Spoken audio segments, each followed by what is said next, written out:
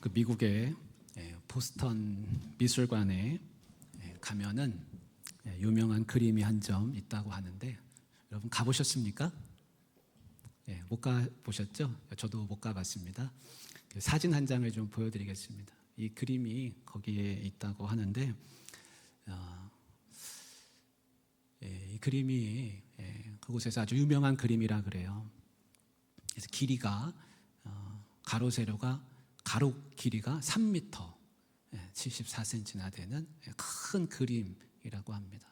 사람들이 이 그림에 눈을 떼지 못하고 이 그림을 보러 거기에 이제 간다고 합니다. 이 그림은 고갱이라고 하는 그런 화가가 이제 그렸습니다. 그림을 보는 방법은 오른쪽에서부터 왼쪽으로 이렇게 보는 겁니다. 오른쪽에서부터 왼쪽으로. 근데 오른쪽에 보면 아기가 있어요. 아기가 있고 가운데 보면 이렇게 과일을 따는 것 같은 또 사람이 있고 제일 왼쪽으로 가면 한 노인이 앉아 있습니다. 이 그림에서 의미하는 것은 저 아기와 이제 중간에 사람과 또 왼쪽에 노인 눈여겨서 이제 보게 되는데 특이한 거는 뭐냐면 저거 왼쪽 맨 위에 보면 뭐라고 이렇게 글씨가 하나 쓰여져 있습니다. 그거를 조금 확대해서 한번 볼까요? 한번 넘겨주시면 이런 글씨가 있다 그럽니다. 고갱은 프랑스 화가거든요. 그래서 이제 글씨에다 글씨를 적어놨어요. 근데 그 글씨의 의미는 이런 뜻입니다. 우리는 어디서 왔는가? 우리는 무엇인가? 우리는 어디로 가는가? 우리는 어디서 왔고, 우리는 무엇이고, 우리는 어디로 가는가? 라는 글을 적어 놓았다. 그렇게 합니다. 다시 그림으로 한번 볼까요? 그래서 그림을 보여주십시오. 제 오른쪽에 보면 이제 아기가 있지 않습니까? 그래서 어디서 왔는가? 그리고 가운데에는 사람들은 저거를 이제 선악과를 따는 그런 모습이다. 그렇게 이야기한다고 합니다. 사람의 욕망이죠. 욕망을 나타냅니다. 우리는 누군가, 무엇인가. 그렇게 욕망을 가지고 살다가 결국에는 저렇게 노인이 되는데 결국 어디로 가는가. 그런 이제 인생의 의문을 이제 그림에다가 담았다라고 합니다. 이 그림을 그릴 때 고갱은 몹시 가난했다 그럽니다. 아주 생활에 찌들려가지고 어렵게 살았다 그래요. 이 그림을 그릴 때 타히티라고 하는 섬에 가서 이제 그렸는데 그 사람들의 모습을 이제 그린 겁니다. 찌들게 가난하게 살고 또 몸이 너무 아파서 병 들어가지고 고생을 많이 하고 또 사랑하는 딸이 먼저 세상을 떠나게 됩니다. 그러면서 이 그림을 그리면서 고갱이 인생의 내 의문을 여기다가 모든 걸 다 쏟아가지고 앞으로 이것보다 더 잘 그릴 수 있는 그림은 없다. 그러면서 내 인생 최후의 작품이다. 그런 각오로 그렸고 그리고 정말 인생의 마지막 작품이 되었다라고 합니다. 그리고 고갱은 이제 세상을 떠나게 되었습니다. 우리도 살면서 고갱처럼 그런 의문을 가질 수 있습니다. 우리는 어디서 왔고 우리는 무엇이고 또 우리는 어디로 가는가. 여러분 그런 인생의 의문을 가지고 계십니까? 그런 의문에 뭐라고 답하실 수 있습니까? 성경은 그 의문에 답을 하는 책이다라고 할 수 있습니다. 어떤 사람이 기차를 탔습니다. 기차가 칙칙폭폭하면서 달려갑니다. 어둠을 뚫고 달려갑니다. 그 기차 안에 두 사람이 앉아 있는데 창밖을 멍하니 바라보다가 한 사람이 옆 사람한테 그랬습니다. 당신은 어디로 가십니까? 그랬습니다. 네, 저는 인생의 행복을 찾아서 가는 중입니다. 그러면 당신의 행복은 어디에 있습니까? 어디에 있습니까? 라고 물었습니다. 그러나 그 사람은 아무런 대답이 없이 창밖만 멍하니 바라보았다고 합니다. 기차는 계속해서 달려가는데 그 안에 있는 사람들은 어딘가를 향해서 인생의 행복을 찾아서 가고 있지만 정작 어디에서 내려야 되는지는 잘 모르는 가운데 가고 있는 것이죠. 우리의 인생은 기차를 타고 달려가는 그런 인생 기차와 같다고 할 수 있습니다. 하루하루가 정말 빨리 지나가지 않습니까? 그리고 열심히 또 살기도 합니다. 얼마나 열심히 삽니까? 아침부터 일어나서 회사 출근하고 또 저녁에 들어와서 씻고 누워 자고 다음날 또 열심히 일어나고 또 가정주부들은 열심히 애들 또 키우고 얼마나 열심히들 삽니까? 그런데 그 인생은 어디로 가십니까? 라고 누군가가 나한테 묻는다면 어떻게 대답하시겠습니까? 오늘 성경 말씀에 보니까 바울의 옛날 이름은 사울이었습니다. 이 사울이라고 하는 청년은 정말 열심으로 사는 사람이었습니다. 인생에 분명한 답이 있다. 나는 저곳으로 가면 행복하다. 저곳으로 가야 된다. 그렇게 믿고 그렇게 인생을 살아가는 사람이었습니다. 사울은 태어나기를 로마의 다소라는 데서 태어났습니다. 다소는 로마 제국의 커다란 도시였습니다. 로마 시민권자로 태어났습니다. 그리고 예루살렘으로 유학을 왔습니다. 와서 나는 바리새인이 되리라 라고 생각하고 가말리엘 문화에서 배움을 하면서 그렇게 살았습니다. 인생에 분명한 목표가 있었어요. 나는 바리새인이 되고 존경받는 사람이 되고 그 시대의 지도자가 되고 그러면 나는 행복할 거다. 인생에 분명한 확신을 가지고 기차를 타고서 달려가는 그런 사람이었습니다. 그래서 성경 말씀에 보면 오늘 말씀에 5절에 이런 말씀이 있습니다. 나는 8일 만에 할례를 받고 이스라엘 족속이요 베냐민 지파요 히브리인 중에 히브리인이요 율법으로는 바리새인이요 열심으로는 교회를 박해하고 율법의 의로는 흠이 없는 자라. 이 이야기를 조금 이 시대의 언어로 표현한다면 이런 겁니다. 나는 명문 집에서 태어나가지고 명문 가문에서 태어나가지고 똑똑한 엘리트 코스를 밟아가지고 엘리트들이 모이는 곳에서 열심으로 배움을 얻고 그리고 그 시대에 가장 훌륭한 사람이 되기 위해서 애를 많이 썼고 그리고 율법에 어긋나는 사람이 있으면 나는 그들을 몹시 박해하고 미워하였고 내 자신이 율법에 조금도 흠이 없는 사람이 되기 위해서 살았노라. 조금의 흔들림이 없습니다. 목표를 가지고 살았습니다. 얼마나 목표를 가지고 살았는지 내가 대제사장한테 직접 찾아가서 저 다메섹에 율법에 어긋나서 살아가는 우리 족속들이 있는데 내가 가서 다 잡아오겠습니다. 나한테 공문을 주십시오. 나한테 그런 권한을 주십시오. 그 권한을 가지고 대제사장한테 그걸 얻어가지고 다메섹에 사람 잡으러 갈 정도로 그렇게 열심 있는 인생, 분명하고 확고한 인생을 살게 됐습니다. 한참을 다메섹을 향해서 가고 있었습니다. 그런데 다메섹 도상에서 놀라운 일이 펼쳐지게 됐습니다. 하늘에서부터 큰 빛이 자기를 비추더니 그 빛에 도저히 눈을 뜰 수 없어가지고 넘어지고 말았습니다. 주저앉고 말았습니다. 그리고는 일어날 수 없었습니다. 그리고 천둥 같은 소리가 들리는데 하늘의 음성이 들렸습니다. 사울아 사울아 왜 나를 박해하느냐? 주여 누구시니까? 나는 네가 박해하는 예수라. 예수 믿는 사람들을 잡아가려고 다메섹으로 열심히 가고 있는데 하늘에서 들려지는 이야기는 왜 나를 박해하느냐? 나는 네가 박해하는 예수라. 그 음성이 들렸습니다. 내가 생각할 때는 예수라고 하는 자는 십자가에 달려 죽었는데 그 예수라고 하는 분이 엄연히 살아계셔서 왜 나를 박해하느냐고 하시는 말씀을 듣게 되었습니다. 예수님은 죽지 않았습니다. 살아계시더라는 겁니다. 그때부터 사울은 자기가 지금까지 확신 있게 이것으로 가야 된다, 저기로 가야 된다라고 믿고 가던 그 모든 것을 다 되돌아보게 됐습니다. 내가 지금까지 뭘 향해서 가고 있는가? 여러분이 기차를 타고 가는데 기차가 잘못 탔어요.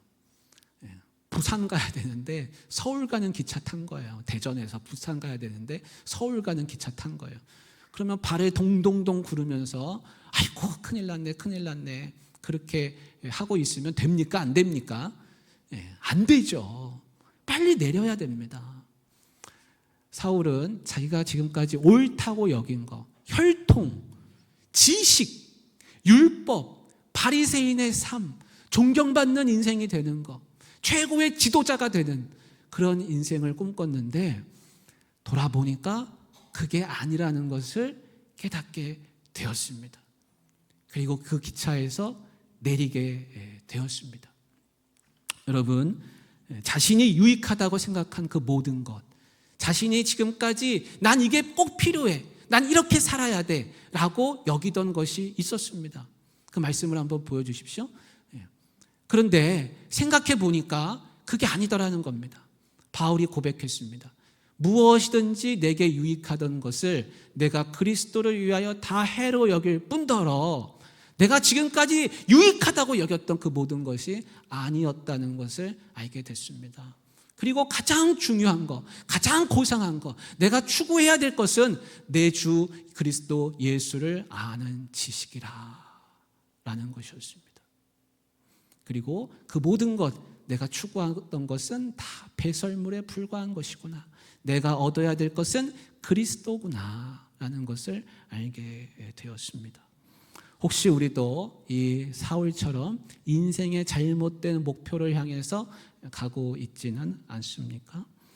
사람의 잘못된 목표는 크게 세 가지입니다. 첫 번째는 남들한테 인정받으려고 사는 것입니다. 남들한테 잘 보이고 싶은 마음, 칭찬받고 싶은 마음, 부러움을 사고 싶은 마음, 그런 마음으로 살아가면 인생은 끊임없이 불안할 수밖에 없습니다. 왜냐하면 사람들의 인정이라고 하는 것은 너무나 변덕스럽기 때문입니다.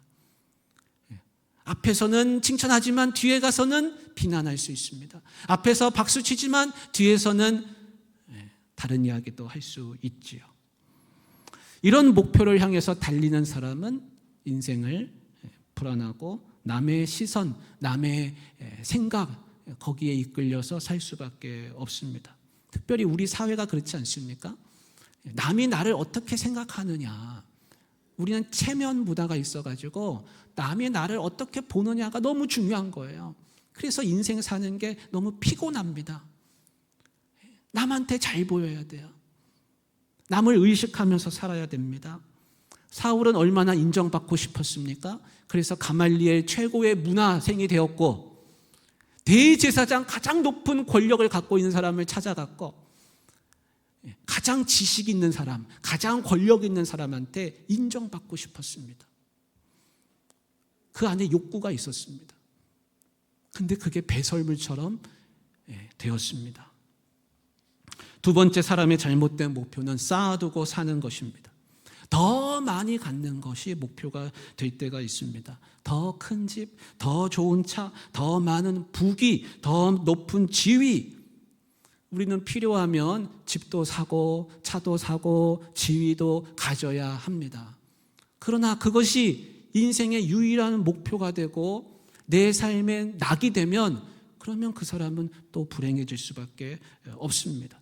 더 큰 거, 더 좋은 거, 더 높은 거, 더 새로운 거, 더 많은 거, 그거 가지고는 성경이 말하는 참된 행복에 다다를 수가 없다는 겁니다. 여러분, 미국의 대통령 다 아시죠? 지금 미국의 대통령 되시는 분, 그분의 재산은 혹시 얼마인지 아십니까? 100억? 1000억? 1000억 아닙니다. 8조입니다. 8조. 재산이 8조예요. 그리고 대통령을 두 번째 또 하고 계십니다. 그러나 그는 노벨 평화상을 몹시도 받고 싶어 했습니다. 삶의 목표가 소유와 성취에 있는 한은 결코 충분히 그리고 온전하게 행복할 수는 없습니다. 여러분, 명품 가방 사가지고 모셔두고 계시는 분들 꽤 있으시잖아요. 야, 저거 있으면 좋겠다 좋겠다 해가지고 샀지만 그러나 유행이 지나니까 못하죠. 그렇습니다. 살 땐 너무 좋았습니다. 갖고 있을 땐 너무 좋았습니다. 그러나 지나고 나면 장식품에 지나지 않습니다. 잠깐의 만족이죠. 성도가 추구해야 될 유일한 목표는 그리스도와 가까워지는 것입니다. 그리스도를 알아가는 겁니다. 내 주 그리스도 예수를 아는 것이 가장 고상함이라고 하는 그 바울의 말씀처럼 예수님을 알아가는 것, 예수님과 가까워지는 것이 우리의 유일한 인생의 낙이고 목표가 되어야 할 줄로 믿습니다. 잠언 30장 15절과 16절에는 이런 말씀이 나오는데요. 거머리에게는 두 딸이 있어 다오다오 하느니라. 족한 줄을 알지 못하여 족하지 아니하는 것 서너시 있으니 스올과 아이 베지 못하는 태와 물로 채울 수 없는 땅과 족하다 하지 아니하는 불이니라 라는 말씀이 나옵니다. 여러분, 거머리 아시죠? 거머리가 찰싹 다리에 붙어가지고 머리로 꼬리로 그냥 붙어가지고 피를 빨지 않습니까? 그 거머리같이 다오다오 먹어도 계속해서 붙어있는 그런 거머리 같은 인생들이 있는데, 어떤 인생이냐면 스올. 여러분, 스올은 죽음의 자리입니다. 사람이 죽어도 스올은 배부르지 않습니다. 계속해서 사람이 죽어도 스올은 그만 죽어라 하지 않습니다. 무덤이 언제 사람 보고 그만 오라고 합니까? 끊임없이 사람을 받아들입니다. 족하다 하지 아니하는 불. 여러분, 불을 태워보십시오. 장작을 갖다가 아무리 트럭으로 갖다 부어도 불은 만족이 없습니다. 끊임없이 다 태우고야 마는 것입니다. 그런 인생이 있다는 겁니다. 얼마나 허무한 인생입니까? 전도서 5장 10절에는 이런 말씀이 나옵니다. 한 장 넘겨주십시오. 은을 사랑하는 자는 은으로 만족하지 못하고 풍요를 사랑하는 자는 소득으로 만족하지 아니하나니 이것도 헛되도다라고 말씀하고 있습니다. 만족이 없습니다. 만족이 없습니다. 왜 그렇습니까? 헛된 것을 사랑하기 때문에 그렇습니다. 하나님을 사랑해야 됩니다. 채워지지 않는 구멍난 전대를 메고서 아무리 달려봐야 소용이 없습니다. 그 전대는 채워지지 않습니다. 왜 그렇습니까? 목표가 잘못되었기 때문인 것입니다. 사울은 인생에 목표가 있었습니다. 그러나 달려서 가보니 행복하지 않더라는 것입니다. 그것을 자기 자신이 증언하고 있습니다. 세 번째 인생의 잘못된 목표는 자기의 의로움을 추구하며 살아가는 것입니다. 사울은 율법 지식을 추구했습니다. 바리새인이 되기를 갈망했습니다. 지금 우리가 생각할 땐 그게 뭐 그렇게 대단한가 그렇게 생각할 수 있잖아요. 근데 이 시대의 말로 하자면 의대에 가고 싶고 변호사가 되고 싶고 판사가 되고 싶고 최고의 엘리트가 되는 겁니다. 그 엘리트 코스를 바울은 밟아가고 있었습니다. 율법의 지식을 얻어가지고 가장 고귀한 인생, 사람들로부터 존경받는 인생, 그렇게 되면 자기가 행복하게 되고 잘 될 거라고 생각했습니다. 그런데 그는 로마서에서 이렇게 고백했습니다. 로마서 7장 18, 19절입니다. 내 속 곧 내 육신에 선한 것이 거하지 아니하는 줄을 아노니 원함은 내게 있으나 선을 행하는 것은 없노라. 내가 원하는 바 선은 행하지 아니하고 도리어 원하지 아니하는 바 악을 행하는도다. 내가 아무리 존경받는 사람이 되려고 해도 내적으로는 결코 거기에 이를 수 없었다라고 고백하고 있습니다. 지식이 아무리 있어도 결국 고상한 그런 사람은 내가 될 수 없다는 것을 자기 자신이 고백하고 있습니다. 이 잘못된 세 가지 목표의 공통점은 다 무엇입니까? 내가 중심이에요. 내가 중심. 내가 그렇게 되고 싶다는 거예요. 그러나 성경은 말씀하고 있습니다. 그걸로는 안 된다는 겁니다. 바울은 깨달았습니다. 빌립보서 3장 10절과 11절에 이렇게 말씀합니다. 우리 한번 같이 읽어보겠습니다. 내가 그리스도와 그 부활의 권능과 그 고난의 참여함을 알고자 하여 그의 죽으심을 본받아 어떻게 해서든지 죽은 자 가운데서 부활에 이르려 하노니. 아멘. 바울은 새로운 목표가 생겼습니다. 그거는 예수님을 닮아가는 거예요. 예수 그리스도의 십자가 고난에 참여하고 예수님의 십자가 죽으심을 본받고 예수님처럼 어떻게 해서든지 죽은 자 가운데서 부활에 이르려고 한다. 그것이 내 인생의 유일한 목표가 되었다. 예수님 닮아가는 거, 예수님처럼 부활하는 인생, 그것이 나의 삶의 진정한 목표가 되었다라고 고백하고 있습니다. 바울은 예수 그리스도를 알고 난 후에 삶의 목표가 달라졌습니다. 그것은 그리스도의 고난에 동참하고 그리스도와 같이 되는 것입니다. 그리스도를 아는 것이 내 생에 가장 고상한 것이 되었습니다. 그리스도를 닮아가고 싶어졌습니다. 예수님처럼 살다가 예수님처럼 부활에 이르고 싶어졌습니다. 여기 인생 목표가 잘못되신 분 제가 한 분을 소개해 드리겠습니다. 유명한 분이에요. 어거스틴이라는 분이 있습니다. 어거스틴.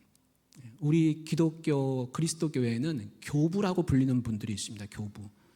교회의 아버지, Church Father라고 불리는 분들이 있습니다. 교리를 정립하시고 그런 분들이 계세요. 신앙을 변호하신 그런 분들인데 어거스틴은 교부 중에서도 가장 손꼽히는 분이십니다. 그리고 우리가 믿는 대부분의 교리들을 정립하신 분이에요. 최고의 신학자로 불리는 그런 분입니다. 어거스틴은 354년에 태어나셨습니다. 오래전에 태어났습니다. 근데 354년은 어떤 때냐면 로마가 313년에 기독교를 로마의 하나의 종교로 받아들입니다. 여러 종교 중에 더 이상 기독교인 박해하지 않는다. 그걸 공포합니다. 313년에. 390년경에 그리스도교가 로마의 국교가 됩니다. 유일한 종교가 됩니다. 354년에 태어나셨으니까 그 중간에 이제 그런 문학 속에서 태어났습니다. 어거스틴은 어렸을 때 아주 총명했습니다. 그래서 그 어머니 모니카가 신실한 그리스도인이었는데 이 총명한 아들이 그리스도인이 되기를 간절히 바랬습니다. 아버지는 로마 시민권자인데 소규모 지주였습니다. 근데 그분은 그리스도인이 아니었습니다. 그러니까 어머니 마음이 어떻겠습니까? 아버지처럼 다른 신앙 갖지 말고 나 어머니처럼 꼭 그리스도인이 돼야겠다. 그렇게 열심으로 기도하고 키웠습니다. 그리고 유학을 보냈습니다. 총명하니까. 근데 카르타고에 유학 가서부터 그는 아주 방탕한 삶을 삽니다. 그리고 방황을 합니다. 얼마나 방황을 하는지 한 여인을 만나가지고 동거 생활을 하는데 15년을 동거 생활하면서 사생활을 낳습니다. 근데 지식은 아주 충만했습니다. 좋은 배움을 얻어가지고 로마에 가고 저 밀라노에 가서 유명한 수사학 교수가 됐습니다. 수사학은 그 당시에는 최고의 학문이었습니다. 그래서 어거스틴 하면은 이름이 자자했습니다. 유명한 사람이 됐습니다. 성공하는 사람이 됐습니다. 그런데 성공하는 사람이 되고 유명한 사람이 되고 지식이 가득한데 내적으로는 하나 만족이 없는 겁니다. 그래서 너무나 괴로웠습니다. 인생이 공허했습니다. 그거는 자기의 지식이 많은데도 불구하고 내적으로 영적으로 진리에 다가가지 못하는 그런 자기 자신에 대한 안타까움, 그리고 그 안타까움을 육체적인 만족으로 대신해서 채우는 그 자기 자신에 대한 혐오가 있었습니다. 그래서 늘 괴로운 겁니다.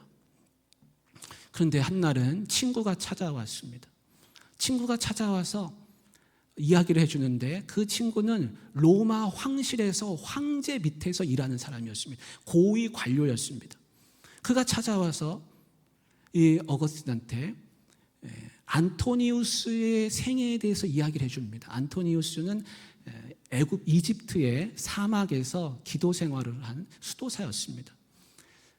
그런데 그런 이야기를 처음 들었습니다. 어거스틴은. 그러면서 깜짝 놀라합니다. 그런 인생이 있는가. 그러면서 이 친구가 최근에 황실에서 있었던 한 사건을 이야기해 주는데 그 사건은 로마의 고위 관료 두 사람이 어떻게 그리스도인이 되었는지를 이야기하는 겁니다. 로마의 두 관료가 있었습니다.